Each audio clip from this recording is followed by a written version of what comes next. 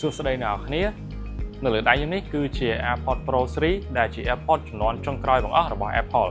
ហើយថ្ងៃនេះដែរខ្ញុំចង់មកនិយាយអំពី feature មួយនៅលើ AirPods Pro 3 នេះដែលមានឈ្មោះថា Live Translation តាមពិតទៅ Live Translation នេះគឺមានពីយូរណាស់មកហើយប៉ុន្តែសម្រាប់ជាពិសេសនៅលើ AirPods Pro 3គឺមាន feature ទំនើបមែនតើដែលអនុញ្ញាតឲ្យលោកអ្នកបកប្រែភាសាបរទេសភ្លាមតែម្ដងនៅពេលដែលលោកអ្នកនិយាយជាមួយជនជាតិបរទេសវាមានភាពងាយស្រួលមែនតើសម្រាប់បងប្អូនដែលចូលចិត្តដើរលេងនៅក្រៅប្រទេសអញ្ចឹងកុំឲ្យខាតពេលយូរតោះមកមើលពីរបៀបប្រើប្រាស់ទាំងអស់គ្នា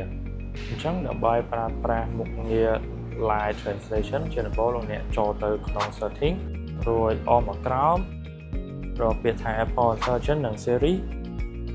លោកអ្នកត្រូវតែ Turn on Apple Intelligence រួចលោកអ្នកចូលទៅក្នុង AirPods របស់លោកអ្នករួចលោកអ្នកអមមកក្រោមរកពាក្យថា Language ហើយលោកអ្នកអាច download ភាសាផ្សេងៗដែលលោកអ្នកចង់បានហើយលោកអ្នកចូលទៅក្នុង App Translation លោកអ្នកចុចទៅលើ Live Translation លោកអ្នកអាចជ្រើសរើសភាសាដែលលោកអ្នកចង់បកប្រែជាមួយជនជាតិបរទេសហើយដើម្បីនិយាយឆ្លើយឆ្លងបកប្រែជាមួយជនជាតិបរទេសលោកអ្នកគ្រាន់តែ press ហើយ hold ទៅលើ AirPods របស់លោកអ្នកជាការស្រេច